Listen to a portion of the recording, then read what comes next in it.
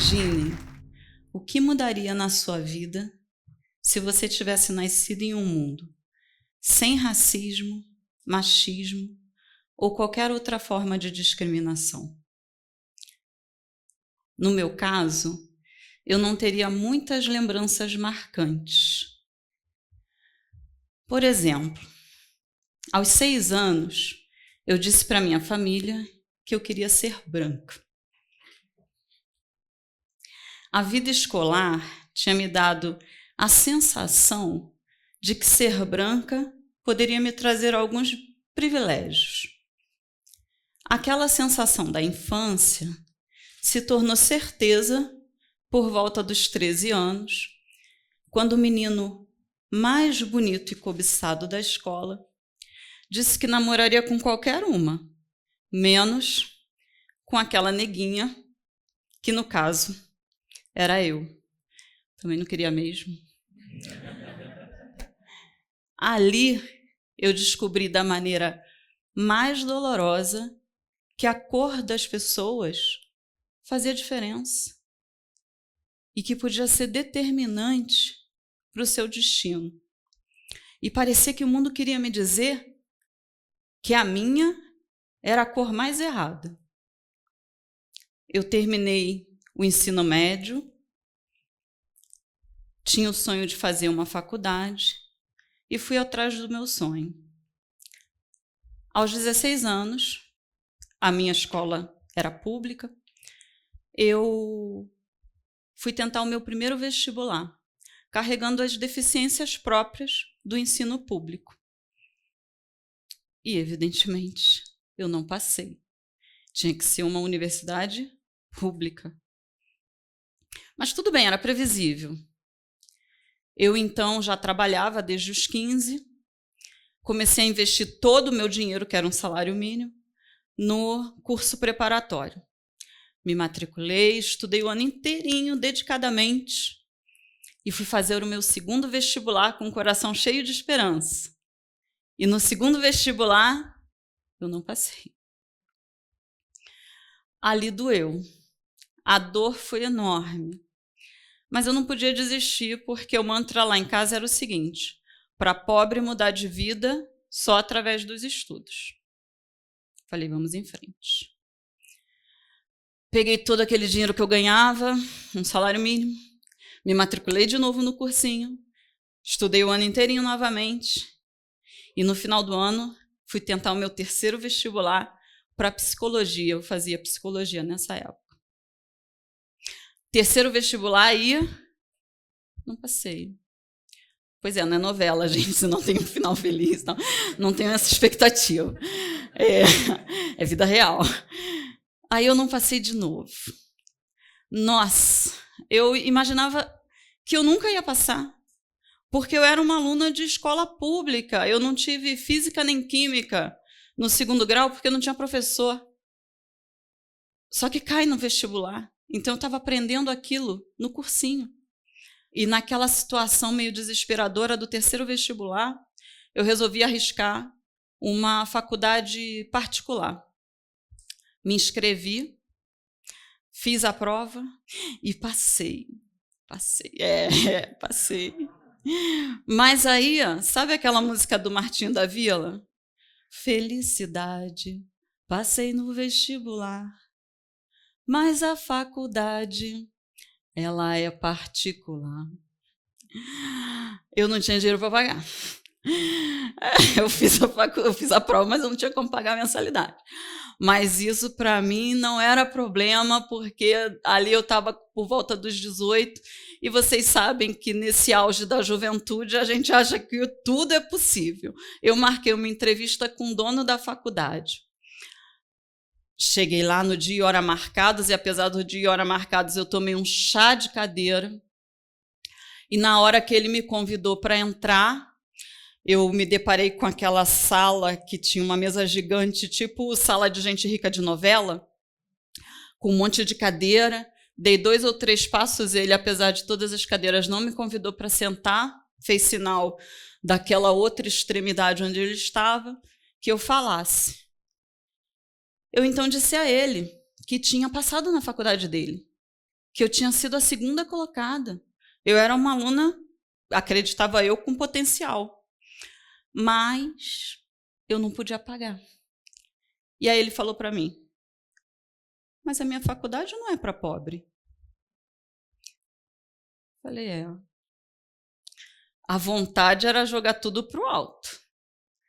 Mas não podia. Essa não era uma opção, porque eu tinha um sonho de infância que era ser feliz, e isso incluía fazer uma universidade. Fui lá novamente, me matriculei novamente no cursinho, fiz o ano inteirinho de curso. E quando saiu o edital, aconteceu uma coisa curiosa, as regras mudaram, e eu ia fazer específica de química. Tragédia, eu não tive nem aula de química. Aí eu decidi que eu tinha que mudar, para ter chance, eu tinha que mudar a opção. E aí eu fiz uma escolha. Eu fiz uma escolha por comunicação social. Nessa época eu não era lá muito comunicativa, mas na área da comunicação social havia uma referência de mulher negra que me fazia acreditar que era possível ser uma mulher preta bem-sucedida. Glória Maria. Falei, você é a nova âncora do Jornal Nacional. Entrei para a faculdade, me formei em comunicação social, consegui um emprego numa grande empresa, um grande banco. Tive até alguma ascensão de carreira, mas aos 28 anos eu estava profundamente infeliz profissionalmente.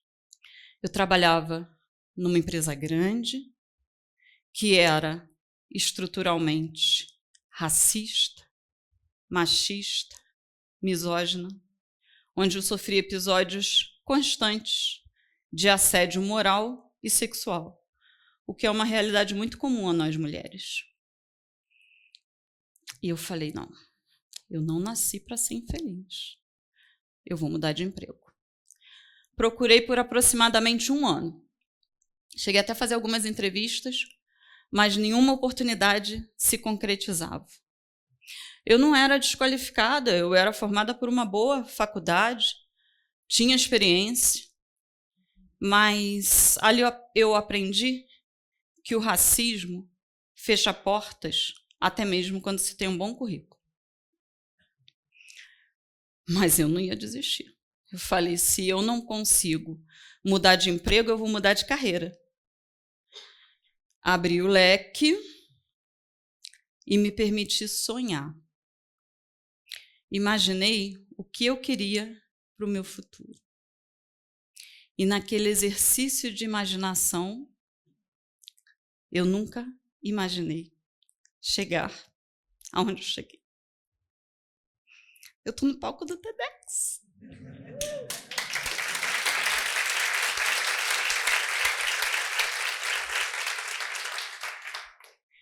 Eu, então, aos 30 anos, voltei aos bancos da faculdade, agora para cursar Direito na UFRJ.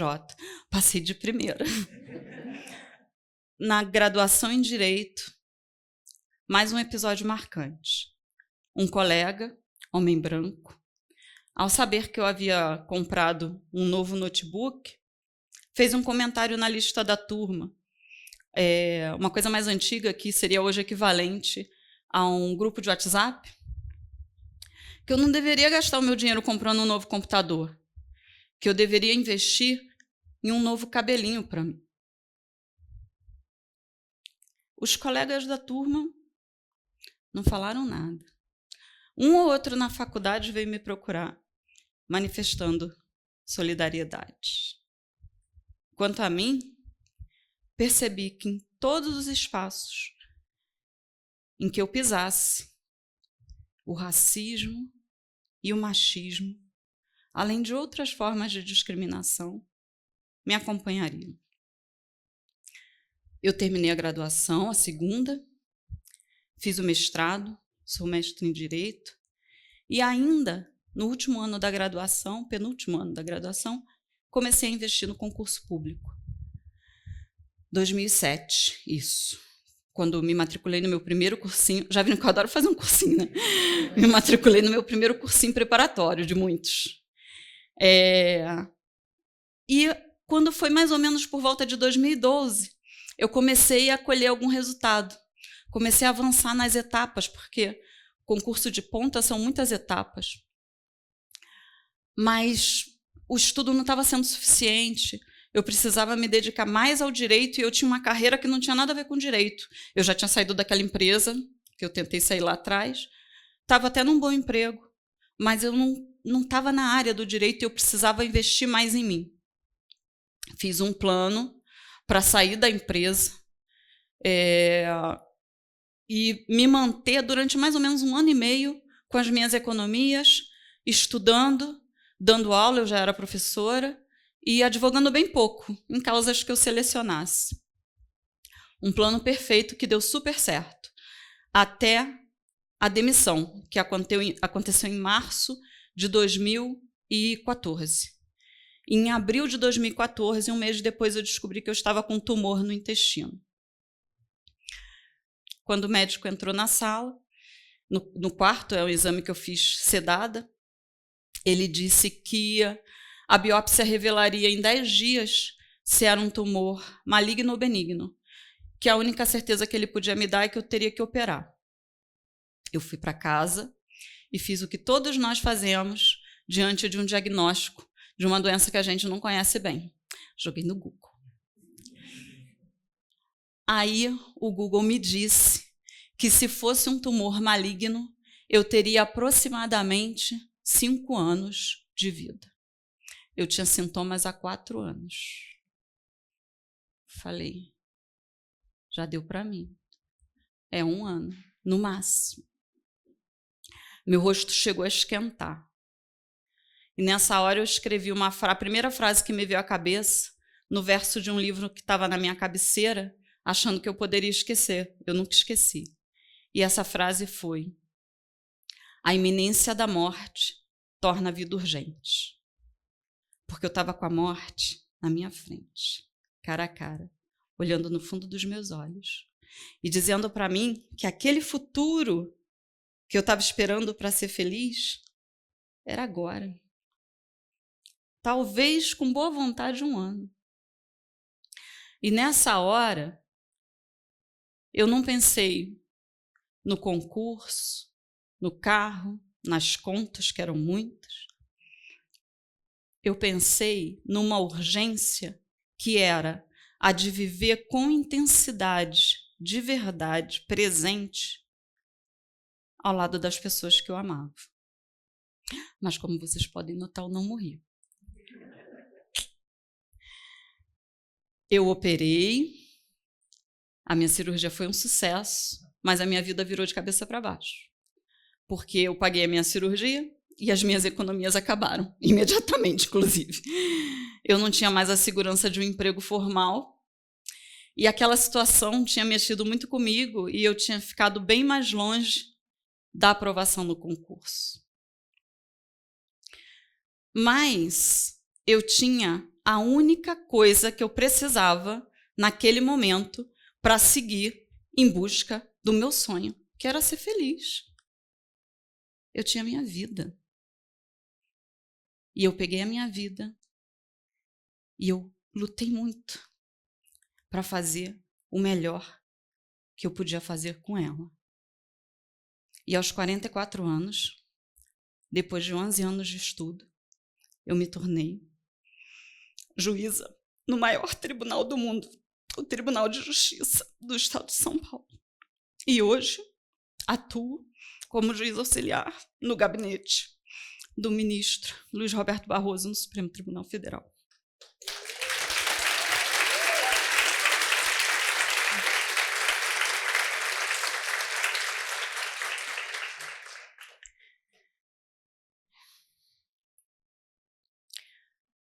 Como eu disse antes, eu não imaginei estar onde eu estou, porque quando se nasce uma menina preta, pobre e periférica, há lugares que a sua imaginação não alcança.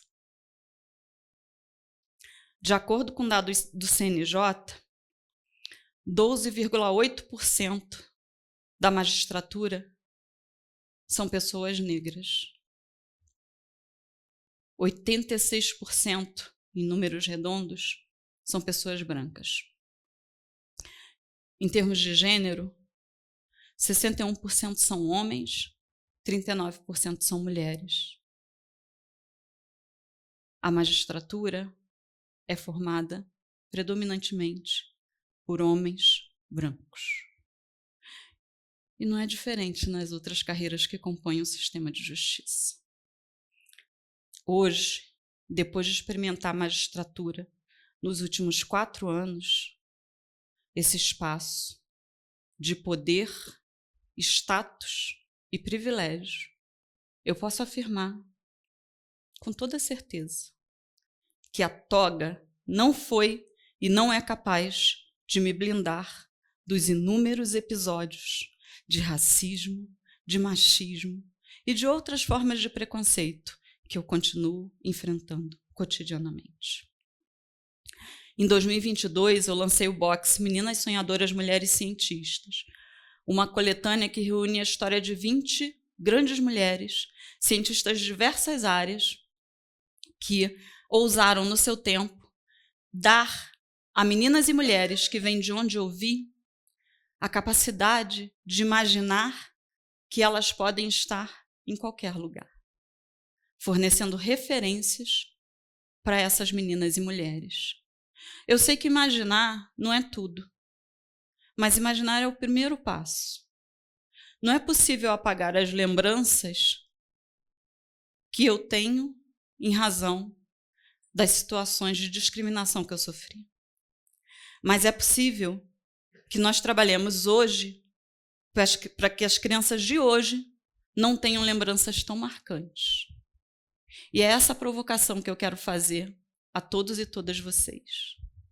O que nós podemos fazer hoje para que as nossas infâncias tenham lembranças no futuro melhores do que as minhas, quem sabe melhores do que a de muitos aqui? A minha sugestão é que a gente comece por construir um mundo sem racismo, sem machismo e sem qualquer outra forma de discriminação.